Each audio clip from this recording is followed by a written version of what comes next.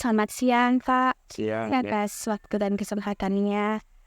Kami dari DPP Himakwai dan kebetulan mahasiswa Aquaculture Indonesia.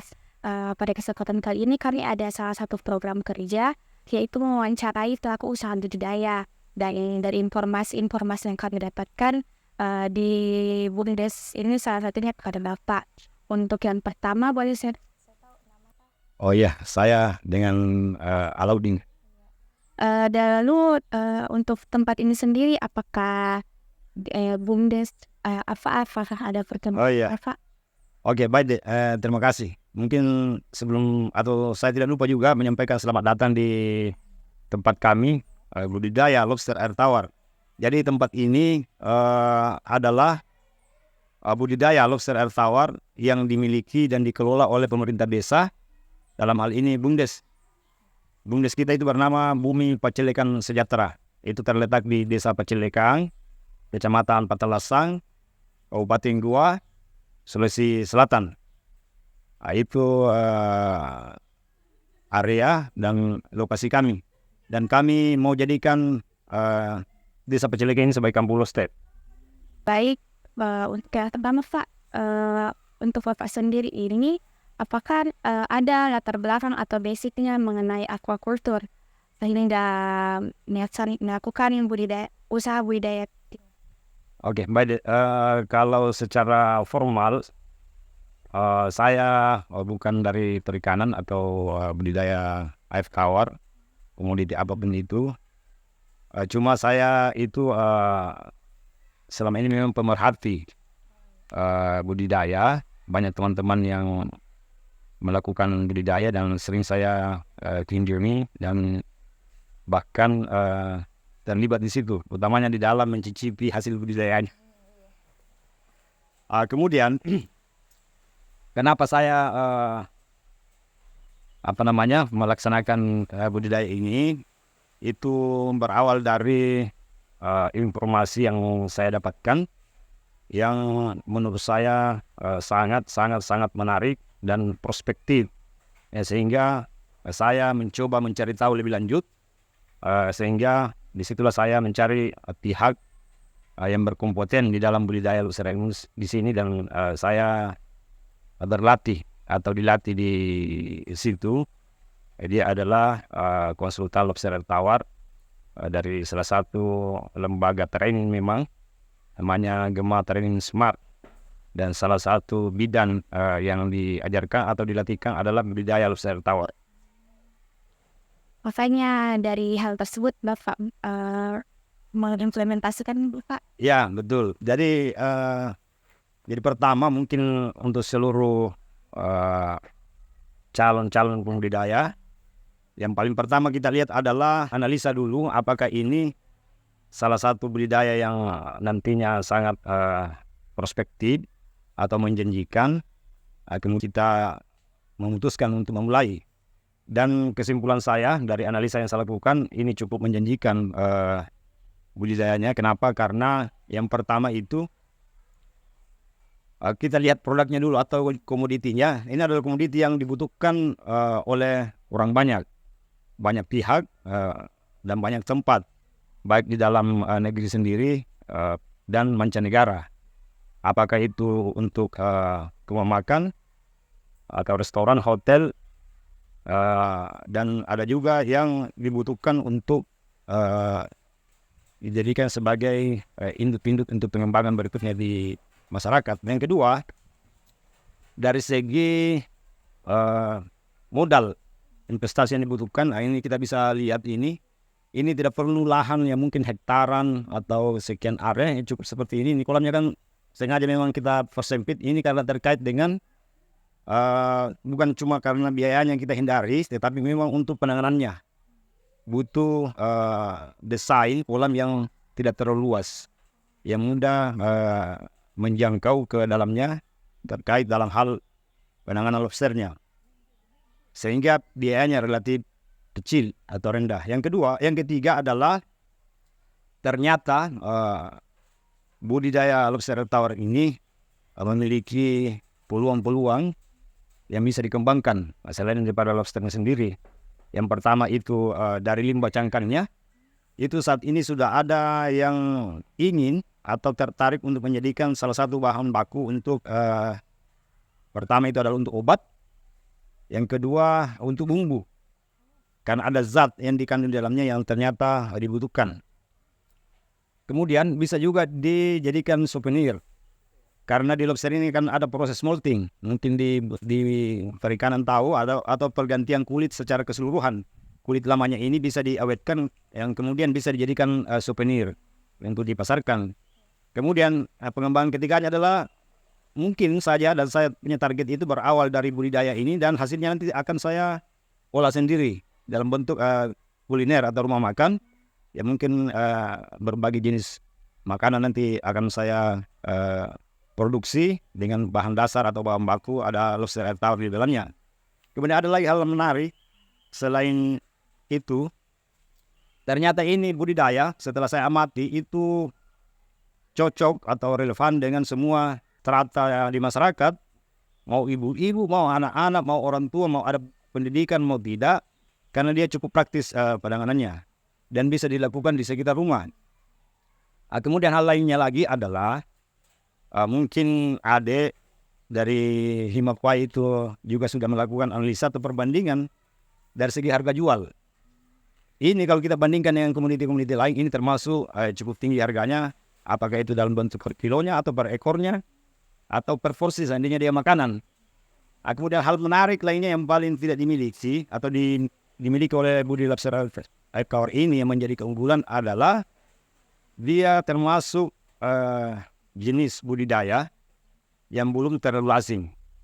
Jadi saat ini sangat menarik dan masih masuk di dalam kategori sangat unik dengan berbagai keunggulan yang dimiliki.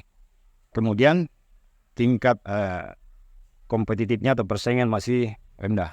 Itulah pertimbangan sehingga saya berani memutuskan untuk memulai usaha ini. Ya. Itu deh. Nah, lalu selama budidaya ini, apakah ada kadang terjadi kayak masalah-masalah? Ya, jadi mungkin dalam setiap, bukan cuma budidaya, tapi semua proses tentu ada tantangan atau kendala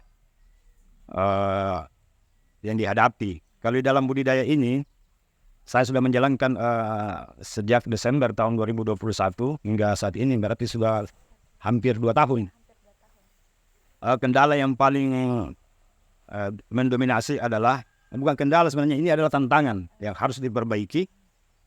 Pertama itu adalah masih terdapat tingkat kematian di fase anakan atau burak itu yang kategori masih tinggi. Yang kedua,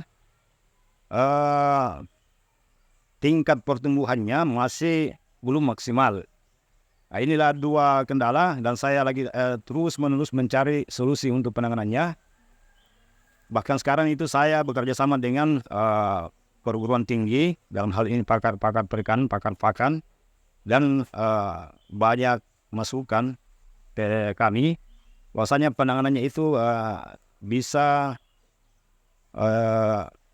ditempuh lewat pemberian pakan yang tepat dan sesuai dari semua tingkatan, mulai dari burayak, anakan, induk, dan yang sudah dewasa.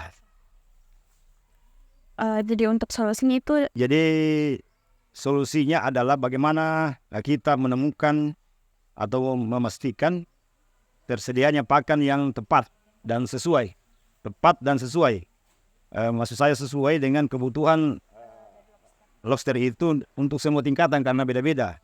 Mulai dari burayak itu mungkin kita sesuaikan juga dengan kondisi fisik daripada burayak itu. Dan alhamdulillah saat ini itu tengah berjalan proses analisanya atau penelitiannya untuk memastikan dan menemukan mana pakan yang paling tepat. Dan selain tepat dia bisa ekonomis. lalu untuk hasil dari budidaya ini, apakah diekspor Pak, atau misalnya yang tadi Bapak bilang, cangkang itu kerjasama dengan UMKM sekitar sini? Ya, oh iya deh. Jadi yang saat ini adalah, karena mengingat ini umurnya kan masih baru berjalan, baru mulai, tapi potensi atau peluang-peluang itu kita sudah lakukan satu mapping bisnis untuk kita akan eksekusi ke depan. Yang kita pasarkan selama ini baru sebatas komoditinya, itu pun karena adanya permintaan yang harus kami penuhi itu di level anakan atau induk, sehingga untuk konsumsi masih sangat terbatas kami pasarkan. Kenapa? Karena sudah terjual sebelum dia mencapai umur konsumsi, sehingga kami harus mengulangi lagi untuk menunggu yang ukuran konsumsi. Namun demikian dalam bentuk apapun bagi kami itu yang mana duluan dulu yang untuk kami mendapatkan kontribusi atau income dari budidaya ini. Karena ada beberapa tahapan atau peluang yang bisa ditempuh, apakah dijual dalam bentuk anak dalam hal ini dari 0 hari sampai 3 bulan, atau dijual dalam bentuk bibit dalam hal ini 3 bulan sampai 5 bulan, atau dijual induk dalam hal ini 6 bulan sampai 8 bulan, atau untuk konsumsi di umur budidaya dari menetas itu 8 bulan ke atas. Dan itu adalah pilihan mana yang dianggap bisa lebih cepat dan bisa lebih menguntungkan. Kami harus melakukan atau kita mesti berhitung atau mengkalkulasi. Mungkin bagi saya mana yang cepat dulu, yang cepat, karena ini kan awal, mana yang cepat, sehingga dalam keadaan masih posisi induk itu kami sudah pasarkan. Dan alhamdulillah untuk panen dari tahun 2021 akhir atau di Desember, itu target saya di pertama itu adalah selama umur budidaya itu 9 bulan, di dalam hal ini 3 bulan proses pemijahan itu, karena saya mulai dari pemijahan, itu sudah terjadi penentasan, dan 6 bulan kemudian itu seharusnya target saya itu sudah terjadi anakan atau generasi-generasi dari lobster ini yang sudah mencapai ukur induk. Dan alhamdulillah di 27 September tahun 2022 kemarin itu kita sudah panen untuk ukuran induk. Kemudian di bulan-bulan berikutnya juga terjadi panen dalam bentuk anak, karena ada permintaan seperti itu. Kemudian di tahun 2023 ini sendiri, alhamdulillah itu kami ada kerjasama di dalam hal mendukung atau mensupport program ketahanan pangan oleh pemerintah dari nasional. Dan lobster ini menjadi pilihan untuk diserahkan ke masyarakat, untuk dijadikan budidaya di masyarakat, ya, dengan harapan dan keyakinan pasti akan memberikan manfaat secara berkesinambungan di masyarakat, sehingga tujuan daripada program ketahanan pangan itu bisa dicapai di masyarakat, khususnya di Desa Pecilikan, dan tidak tertutup kemungkinan kita akan kembangkan ke luar-luar Desa Pecilikan.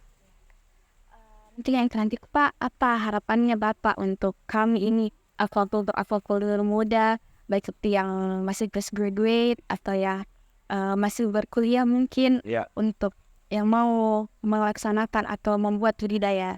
Ya, mungkin saya punya harapan atau harapannya kita ini yang sudah duluan di depan, itu kita berharap itu ada generasi-generasi berikut yang memiliki kapasitas dan kompetensi yang lebih maksimal, sehingga usaha atau budidaya-budidaya yang ada saat itu bisa terus dikembangkan, ada inovasi, ada pengembangan dari waktu ke waktu, baik tekniknya maupun komoditinya. Mungkin nanti saya harapkan itu ke depan akan ada satu penangkaran di Sulawesi Selatan ini. Mungkin adik-adik bisa prakarsa itu ada satu lembaga, bahkan mungkin dari segi perguruan tinggi ada satu kampus yang betul-betul bisa fokus mengajarkan dan memperkenalkan budidaya lobster air tawar ini, yang kemungkinan besar saat ini itu belum terjadi di sana, sehingga kita ke depannya itu sudah memiliki banyak-banyak anak-anak muda, generasi muda yang memiliki kemampuan, pengetahuan untuk berbudidaya lobster secara maksimal. Baik, mungkin itu saja Pak dari saya. Semoga informasi dan ilmu yang Bapak berikan tadi itu bisa bermanfaat bagi kami yang masih muda-muda ini dalam melaksanakan budidaya. Oke, terima kasih Ade. Selamat siang.